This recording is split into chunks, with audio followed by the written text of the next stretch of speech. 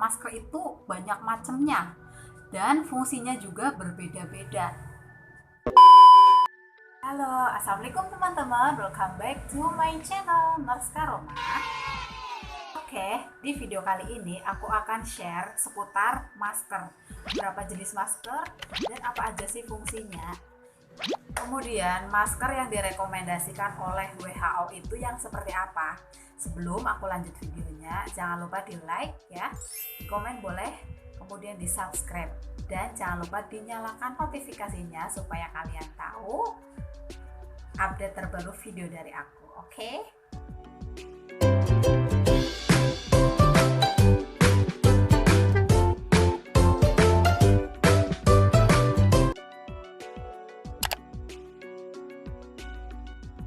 Selama masa pandemi, masyarakat jika keluar rumah diwajibkan menggunakan masker karena ini bertujuan untuk mengurangi penyebaran si COVID-19.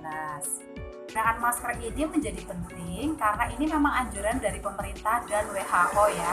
Jadi kalau kalian misalnya keluar rumah itu memang diwajibkan memakai masker. Masker yang pertama yaitu masker kain. Masker ini dia biasa digunakan untuk melindungi debu atau polusi. Sebelum COVID-19 melanda di Indonesia, sebelumnya aku pakai masker ini ketika aku mau berangkat kerja ya. Ketika aku mau pas menggunakan motor tentunya. Jadi masker ini, masker kain itu dia kurang efektif untuk menghalau partikel-partikel kecil seperti bakteri atau virus. Karena apa? Karena di masker kain ini dia nggak ada penyaringannya ya, jadi hanya selapis. Masker kain ini dia biasa digunakan oleh masyarakat saat hendak keluar rumah. Karena memang sekarang kan wajib pakai masker ya. Menurut saya, masker kain ini sebaiknya sebelum dipakai, kalian memakai itu dulu tisu di dalamnya, baru kemudian memakai masker. Masker kain ini juga bisa dipakai ulang atau dicuci kembali. Jadi masker kain ini sendiri berfungsi mencegah debu atau polusi agar tidak masuk ke dalam hidung dan mulut kita. Masker ini biasanya dapat dicuci ulang, efektifnya digunakan selama kurang lebih 8 jam saja. Kalian juga bisa menggunakan masker kain yang dia terdiri dari 3 lapis ya, yang sudah aku jelaskan sebelumnya. Jadi masker kain yang hanya selapis itu tidak direkomendasikan. Kalau sekarang kan banyak ya masker yang mempunyai motif-motif lucu dan berbahan kain dan terdiri dari 3 lapis. Ini menjadi option yang tepat bagi masyarakat agar tidak terlalu bosan menggunakan masker. Kemudian yang kedua yaitu masker bedah. Awalnya masker bedah ini digunakan oleh para tenaga medis saja. Namun seiring berjalannya waktu, saat pandemi seperti ini, masyarakat awam sering juga menggunakan masker medis ini. Karena efektivitas masker bedah ini sendiri dia lebih efektif untuk menangkal virus, yaitu 80% bakteri dan 95% virus. Tentunya masker bedah ini digunakan hanya sekali pakai saja ya, jadi nggak boleh digunakan berulang-ulang. Takutnya kalau dipakai berulang-ulang justru akan menimbulkan bakteri itu nanti masuk ke dalam badan kita. Masker bedah sendiri ini dia memiliki 3 lapisan.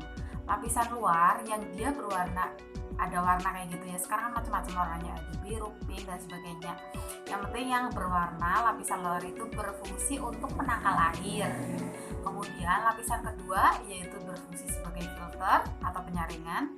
Lapisan yang ketiga yaitu lapisan dalam, dia yang paling dalam, jadi yang berwarna putih, untuk menyerap cairan yang keluar dari dalam mulut atau hidung. Aktivitas masker bedah sendiri, dia bisa menangkal bakteri sampai dengan 80%, kemudian menangkal virus sampai dengan 95%. Ini cukup efektif ya untuk menangkal COVID-19.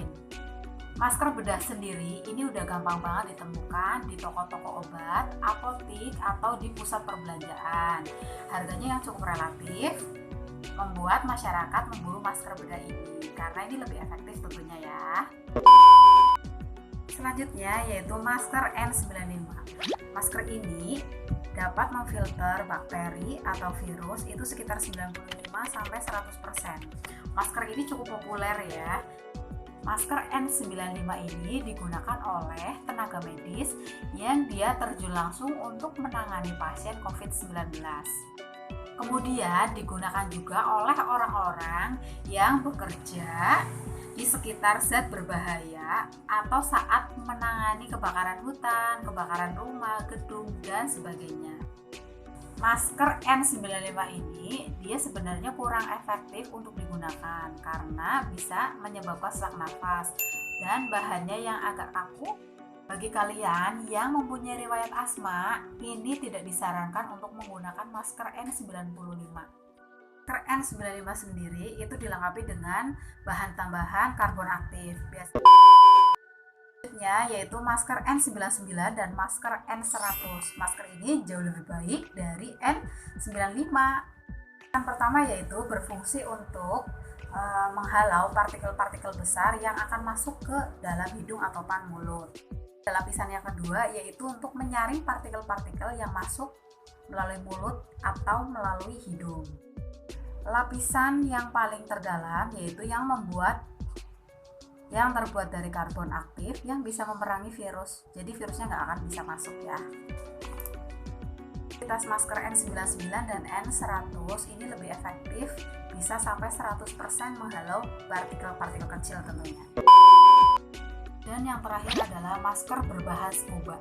Masker ini sering banget kita temukan saat masyarakat memang menggunakan masker ini karena harganya yang dia lebih terjangkau berkisar antara 5.000 sampai 10.000, ini menjadi incaran masyarakat juga. Namun tahukah kamu ternyata masker scuba itu tidak direkomendasikan oleh WHO dan pemerintah loh. Tahu kenapa? Karena bahannya yang hanya satu lapis dan itu kan tipis banget. Itu sama sekali nggak bisa menangkal bakteri atau virus yang ada di udara, jadi tidak direkomendasikan. Bahannya yang cenderung tipis dan elastis, masker scuba ini dia cenderung melonggar, jadi ini kurang efektif penggunaannya ya. Kemungkinan tembus dan tidak dapat menyaring lebih besar.